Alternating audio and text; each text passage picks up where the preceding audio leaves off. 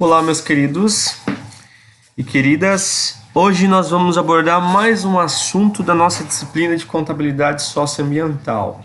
Hoje nós falaremos sobre o balanço social, né? A contabilidade socioambiental, ela é uma segmentação da contabilidade geral. O objetivo da contabilidade socioambiental é registrar e controlar os fatos socioambientais, ok? E a finalidade desta segmentação, que é a contabilidade socioambiental, é fornecer informação útil relacionada a fatos socioambientais. Mas o que são fatos socioambientais? Os fatos socioambientais são todas aquelas transações, ok, ocorridas dentro de uma entidade que estão relacionadas a investimentos socioambientais, né? É cabível falarmos sobre o conceito de sustentabilidade. O que é uma empresa sustentável? Uma empresa sustentável é aquela que investe no meio ambiente, ok? Aquela empresa que investe no meio social e, como contrapartida, ela tem um retorno financeiro. Então, uma empresa sustentável é aquela que se preocupa com o meio ambiente, com o meio social em que ela está inserida, e ela tem um retorno positivo com esta preocupação, com esta consciência socioambiental que ela está tendo. Nós vimos nas nossas aulas anteriores exemplos de contabilização, de escrituração contábil de fatos socioambientais. E nós utilizamos as técnicas da contabilidade para registrar esses fatos socioambientais, né? A primeira técnica é a escrituração contábil, onde nós trabalhamos esta técnica através do livro diário e livro razão, que são as razonetes. E nós vimos também, inclusive, a aplicação da segunda técnica da contabilidade, que é a demonstração contábil, onde nós aprendemos a estruturar esses fatos registrados através do balancete de verificação de 4 colunas e balanço patrimonial. Neste momento, a gente começa a trabalhar o fornecimento de informação útil ao usuário da informação contábil relacionada aos fatos socioambientais. Hoje, nós iniciaremos a abordagem do balanço social. Balanço social é muito utilizado em muitas empresas, principalmente aquelas empresas de grande porte. Antes da gente começar a falar sobre a aplicabilidade do balanço social, é importante eu ressaltar que o balanço social, ele não é uma das demonstrações contábeis obrigatórias, ele é opcional, ou seja, a empresa elabora este balanço, ok? Por uma outra finalidade, e não a finalidade de ser uma obrigação, ok? De normas contábeis. Mas o que leva as empresas em geral, as grandes empresas em geral, a elaborar e publicar o balanço socioambiental? Perdão, o balanço social. O que leva essas grandes empresas a elaborar e publicar o balanço social? O que leva essas empresas é o fator transparência, ok? Essas grandes empresas, elas precisam mostrar uma maturidade, ok? No sentido de uma preocupação com o meio ambiente e meio social. Ou seja, elas precisam mostrar que são empresas sustentáveis. E de que forma que ela vai conseguir mostrar isso para o usuário, para a sociedade? Através de relatórios, através do balanço social. Agora, você deve estar me perguntando, ou se perguntando, qual que é a diferença entre o balanço socioambiental e o balanço social? Não é a mesma coisa, professor? O balanço socioambiental que nós aplicamos, o balanço contábil socioambiental, é aquele balanço que a gente utilizou as normas contábeis, os princípios contábeis, as técnicas contábeis para demonstrar o conjunto de bens, direitos e obrigações socioambientais, ok? Ou seja, utilizando a estrutura contábil, a estrutura do balanço patrimonial. Nós utilizamos a estrutura do balanço patrimonial, só que nós segregamos os fatos socioambientais, ok? Agora a gente vai começar a trabalhar o balanço social, que não é uma estrutura obrigatória, ok? Mas sim um modelo que as empresas trabalham de uma forma livre, cada uma tem o seu modelo, para publicar essas informações à sociedade em geral. Neste relatório, a empresa vai mensurar todos os indicadores ambientais, sociais e econômicos que ela trabalhou durante aquele período, tá? Eu vou te exemplificar agora. Nós temos, por exemplo, a Vale. A Vale, ela é uma empresa que ela trabalha com publicação periódica de balanço social. Depois eu vou te apresentar o modelo do balanço social da Vale, para vocês terem uma noção do tipo de modelo que ela apresenta. Mas, como eu te disse, não há uma regulamentação contábil sobre a estrutura desse balanço social. Não há um pronunciamento contábil porque não é uma demonstração contábil obrigatória. É simplesmente uma demonstração gerencial que as empresas optam por publicar ou não. Existe o Instituto Ethos. O Instituto Ethos, ele é um órgão muito respeitado no meio sustentável. Então ele elaborou um guia de elaboração do balanço social. Então as empresas nos últimos anos, elas têm seguido este guia para a elaboração dos seus relatórios. Então vamos trabalhar esse guia hoje. Então o guia de elaboração do balanço social, ele foi elaborado lá em 2002 pelo Instituto Ethos. O Instituto Ethos de Empresas e Responsabilidade Social.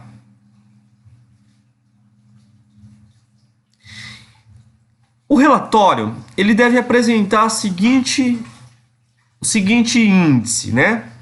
Então ele deve ter a introdução.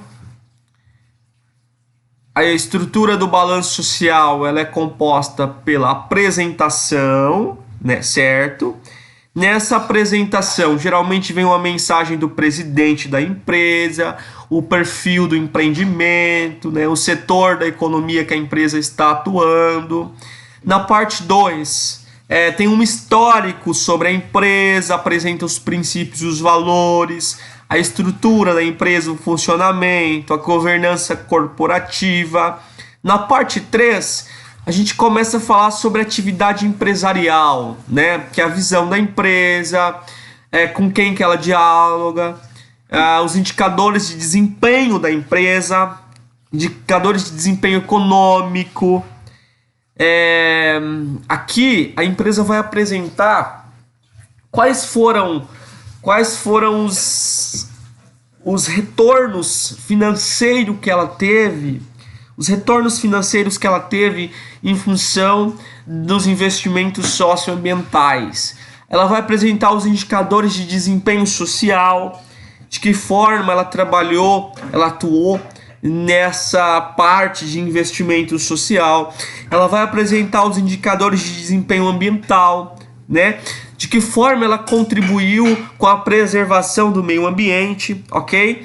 E por fim, ela vai apresentar o demonstrativo do balanço social, que é de acordo com o modelo do IBASE, e iniciativas de interesses da sociedade, que são os projetos sociais que ela tem. E notas gerais, caso ela tenha mais algum informativo. E no final, ela vai finalizar com as considerações finais e mencionando a bibliografia utilizada para a estruturação do relatório. Então a gente vai trabalhar o detalhamento de cada parte, tá? Lembrando que isso é um guia de elaboração fornecido pelo Instituto Ethos, ok? E as empresas podem optar por ele, tá bom? Eu trouxe para vocês porque é um guia mais completo de balanço social. Então vamos lá. Aqui tem a introdução, né? Aqui no caso vai falar sobre como a empresa foi constituída, né? Vamos exemplificar. A empresa Beta foi constituída no dia tal, do mês tal, do ano tal. Enfim, aqui você vai colocar todo o histórico, a introdução, nos últimos anos, a evolução da empresa e tudo mais.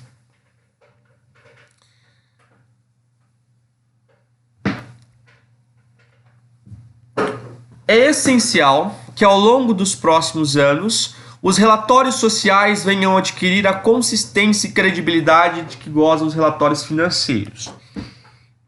Então, o Instituto Ethos ele acredita que no futuro, desde 2002 ele acreditava, que no futuro os relatórios sociais eles terão a mesma relevância que os relatórios financeiros. Por quê? Porque aquelas demonstrações contábeis obrigatórias que a gente vê lá, que a gente estuda lá em contabilidade, que é o balanço patrimonial, a demonstração do resultado do exercício, a demonstração do fluxo de caixa, a DVA e outras, né? Todo aquele conjunto de demonstrações contábeis obrigatórias, eles formam a demonstração financeira da empresa, né? E esta é uma demonstração social, um relatório social. Em função de toda a preocupação mundial com o meio ambiente, com o meio social, o Instituto Ethos ele acredita que vai chegar uma época em que esses relatórios terão a mesma relevância que os financeiros, né? Dependendo do porte da empresa, por exemplo, se a empresa é listada na Bolsa de Valores, ela tem uma série, ou então a empresa possui uma certificação de ISO, ela tem uma série de critérios que ela tem que atender nesse meio social e ambiental. Então, dependendo da estrutura em que a empresa está inserida, do ambiente em que ela está inserida, este relatório social ele tem tanta relevância quanto o demonstrativo financeiro. Mas o Instituto Ethos ele acredita que vai chegar um dia, uma época em que todas as empresas, sejam elas de pequeno porte, sejam as microempresas, sejam as empresas de médio porte, as empresas de grande porte, as empresas constituídas por ações, as empresas constituídas por cotas, ou seja, ele acredita que vai chegar um determinado período em que toda organização, toda empresa vai publicar balanço social, toda empresa vai ter a consciência de que o relatório social tem a mesma consistência e credibilidade que o relatório financeiro, tá bom? O relatório social, para a elaboração deste relatório, o Instituto Ethos recomenda alguns princípios e critérios qualitativos. Ele recomenda que esses princípios e esses critérios qualitativos sejam observados na preparação deste relatório, ok? Então vamos lá. O primeiro é a relevância. As informações apresentadas no relatório, elas devem ser relevantes, ok? Devem ser úteis para o usuário, para os diversos tipos de usuários, né? Uma informação irrelevante não tem necessidade, ok, de ser incorporada no relatório. As informações, elas devem ter veracidade. As informações serão consideradas confiáveis na medida em que revelem neutralidade e consistência na sua formulação. Então, as informações, elas devem apresentar uma veracidade. Ele recomenda uma especial atenção para descrever as ações, resultados e problemas enfrentados com base em fatos e argumentos lógicos Destacar o contexto a que uma determinada informação se refere, no caso de uma indústria, por exemplo, consumo de energia, é uma informação que ganha mais significado se a fonte da energia for mencionada. É um exemplo. Buscar neutralidade na seleção e apresentação dos fatos, garantindo que os julgamentos e opiniões por parte dos stakeholders não sejam manipulados, né? Expor os aspectos positivos e negativos, sempre falando dos aspectos positivos e negativos, os impactos diretos e indiretos, e tratar com prudência a apresentação desses resultados. Deve ter clareza, levar em conta a variedade de públicos que farão uso deste relatório, os diversos tipos de usuário, então a informação tem que ser clara, ok? Comparável, deve existir comparabilidade. Uma das expectativas do usuário que está lendo o balanço social é a possibilidade de comparar os dados apresentados com períodos anteriores. Então também tem que ter comparabilidade, né? A evolução, né, dos indicadores. Tem que ter, dando sequência aqui, regularidade, para garantir que os diferentes públicos possam acompanhar os resultados e tendências de natureza econômica, social e ambiental da empresa, ok? Apesar da periodicidade anual ser a prática comum, deve-se considerar a possibilidade de atualizações mais frequentes. Tem empresas que publicam o balanço social trimestralmente, então de 3 em 3 meses regularmente essa empresa está publicando para a sociedade os seus investimentos sociais, econômicos e ambientais no aspecto da sustentabilidade. Verificabilidade. Apesar de ainda não exigida pelo mercado, a verificação e auditoria das informações contidas no relatório contribuem para sua credibilidade. Então, assim, as demonstrações financeiras, que é aquele conjunto de demonstrações contábeis obrigatórias que eu citei anteriormente, hoje, dependendo do porte da empresa, por exemplo, as empresas de grande porte e as empresas, as sociedades anônimas de capital aberto, elas são obrigadas a terem as suas demonstrações financeiras auditadas por um profissional, por um auditor independente, né? Que é um profissional que vai verificar a exatidão das informações. E aqui estou falando também que, apesar de ainda não exigida pelo mercado, o balanço social, ele também necessita de uma verificabilidade, de uma auditoria. Então tá aí uma profissão nova no mercado que futuramente a gente pode ver, que é auditor, ok? De demonstrações sociais. Vamos lá. É importante lembrar que os indicadores propostos neste guia compõem um conjunto básico a ser informado pelas empresas. Eles sempre podem ser ampliados e outros podem ser incluídos. Então isso é simplesmente um guia. As empresas ficarão à vontade para adequar este relatório de acordo com a sua realidade, tá bom? Então vamos lá agora à apresentação. Aqui a gente falou dos princípios, né? Vamos para a apresentação, a estrutura do relatório. Ele deve ter a mensagem do presidente, né? Recomenda-se a inclusão de pontos altos de conteúdo, declaração de comprometimento. Aqui o presidente vai falar toda a parte de apresentação. Perfil do empreendimento, né, da empresa, uma visão geral da empresa, uma síntese que permita a visualização de todo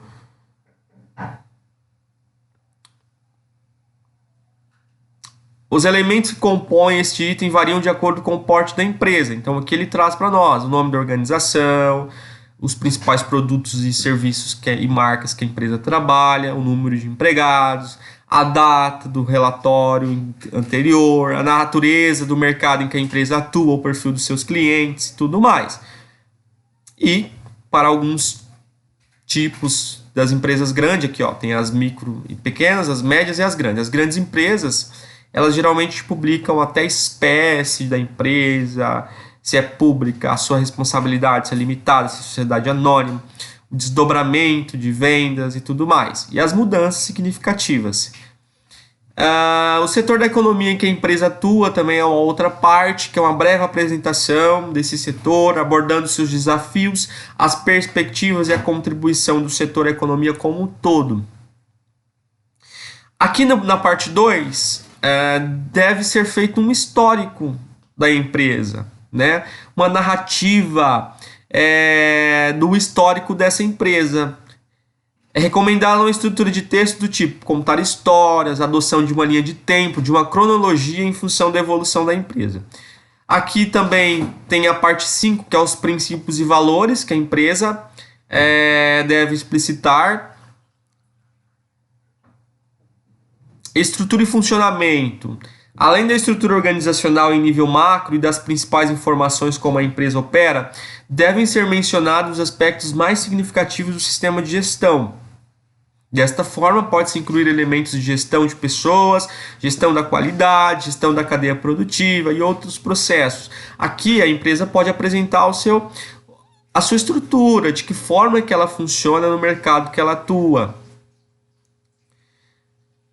Governança corporativa, certo?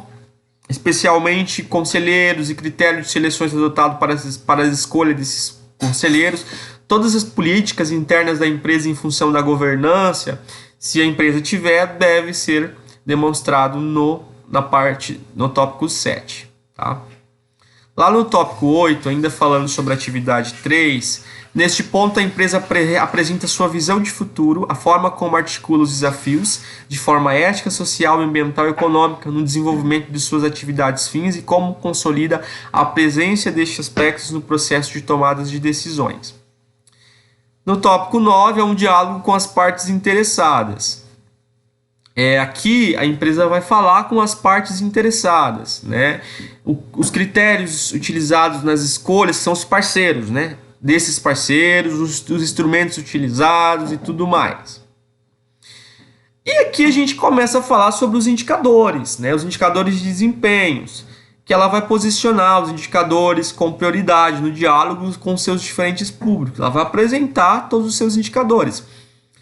Os indicadores eles estão distribuídos nos aspectos qualitativos, quando é a descrição de ações, de resultados e práticas de gestão, e os indicadores quantitativos, que é resultados mensuráveis em números, monitorados em números, e outros indicadores, certo? Que é outras informações qualitativas. Então nós temos o indicador de desempenho econômico, que é aquele que busca dar transparência aos impactos econômicos da empresa, né? Através de demonstrativos financeiros. Então, por exemplo, a DVA. DVA é uma das demonstrações contábeis obrigatórias, que ela demonstra de que forma, é como se fosse o produto interno bruto da empresa, ela demonstra de que forma que a empresa distribuiu a sua riqueza na sociedade, de que forma que a empresa, no desenvolvimento das suas atividades operacional, contribuiu com a economia regional em que ela atua, né? Então, por exemplo, pagamento de salário, né? Despesa com salários, pagamento de salários, de que forma que a empresa distribuiu a sua riqueza, ela pagou funcionário, ela pagou previdência, ela pagou imposto, ela pagou os acionistas, ela remunerou os terceiros, enfim. Essa geração e distribuição de riqueza é através da demonstração do valor adicionado. É uma das demonstrações contábeis obrigatórias que a empresa pode explicar de forma no indicador econômico, tá bom? Dando sequência aqui, então todas as vezes que a empresa for demonstrar algum fato econômico das suas atividades, é indicador econômico. Produtividade, o retorno que a empresa teve com aqueles investimentos socioambientais. E chegamos no indicador de desempenho social. Aqui a empresa busca expressar os impactos das atividades das empresas em relação ao público interno, fornecedores, consumidores, comunidade, governo e sociedade em geral, no aspecto social, né? A empresa socialmente responsável não se limita a respeitar os direitos dos trabalhadores. A Organização Internacional do Trabalho, né? Então aqui, por exemplo, a empresa vai colocar o envolvimento dos empregados na gestão, participação dos empregados em sindicatos, processo de participação no lucros, ações visando preparação, nível de satisfação interna, classificação da empresa como empregador em pesquisas externas, educação e treinamentos e tudo mais. Então, por exemplo, aqui ó, um tipo de indicador social. O quadrinho de percentual de colaborador respeitando todos o aspecto, né, de mulheres de cotas, né, mulheres negras e pardas, homens negros e pardos, pessoas portadoras de deficiências, pessoas acima, né? Aqui a gente está representando toda a diversidade, né, existente no corpo docente de uma empresa. Então vamos lá. Perfil de salário, né? Qual é o perfil de salário por diretoria, por gerência, por cargos administrativos, por cargos de produção, representando por homens negros, homens brancos, mulheres negras e pardas, mulheres brancas. Então são aspectos aqui de representatividade que a empresa pode estar publicando no seu balanço social através do indicador social. Comparação salarial, saúde e segurança, né? Educação e treinamento, que a empresa paga para os seus funcionários de educação, treinamentos e tudo mais. Taxa de atração e retenção, educação e treinamento, saúde e segurança, os planos de saúde que a empresa pode estar trabalhando, compromisso com o futuro das crianças, diversidade, geração de emprego, enfim, são os aspectos que a empresa pode estar publicando.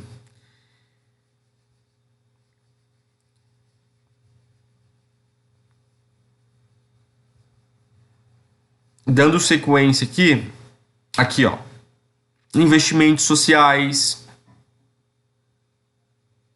e tem vários outros exemplos de indicadores sociais. Agora a gente vai falar, para finalizar, sobre os indicadores de desempenho ambiental. Os indicadores de desempenho ambiental, eles vão trabalhar o gerenciamento de resíduos, as ações compensatórias de áreas protegidas, reflorestamento, educação ambiental e tudo mais. Os principais impactos ecológicos, então toda vez que está relacionado à preservação ambiental, é investimento ambiental. Consumo anual de energia, um quadrinho, né? Consumo de energia por unidade produzida, o consumo de combustível. São informações que a empresa pode estar sempre utilizando a comparabilidade, que ela demonstra uma responsabilidade ambiental. As políticas ambientais que a empresa tem, o uso de recursos, de que forma ela usa seus recursos, compromisso com as futuras gerações nos aspectos ambientais, enfim. Então aqui nós temos o demonstrativo do balanço social pelo modelo IBASE. Esse é o balanço social demonstrativo, né? Esse é o balanço social como todo e esse é o demonstrativo. É um modelo pelo modelo IBASE que a gente pode utilizar como exemplo. Então aqui a gente vai colocar a receita líquida, o resultado operacional, a folha de pagamento paga. E aqui de que forma, né, que foi distribuído através dos indicadores sociais internos. É o que foi gasto com alimentação, né, com INSS, com saúde, com educação, com cultura, com capacitação, com creche, com auxílio creche, com participação de lucro e outros. O que foi gasto com... E aí eu tenho aqui os indicadores internos e externos. Qual que é a diferença? Os indicadores internos é sempre quando estão relacionados ao empregado, aquele que está dentro da organização. Então, por exemplo, aqui é o que foi gasto com alimentação e saúde dos empregados da empresa. Já os indicadores externos é com a comunidade, aquele que está fora da organização, aquele que está fora da empresa. Então aqui são um exemplo de demonstrativo de balanço social, tá bom? Eu apresentei para vocês agora a estrutura completa do guia de elaboração do balanço social e a gente vai trabalhar a particularidade deste relatório, ok, nas nossas videoconferências e aulas posteriores. Um grande abraço a todos, fiquem com Deus.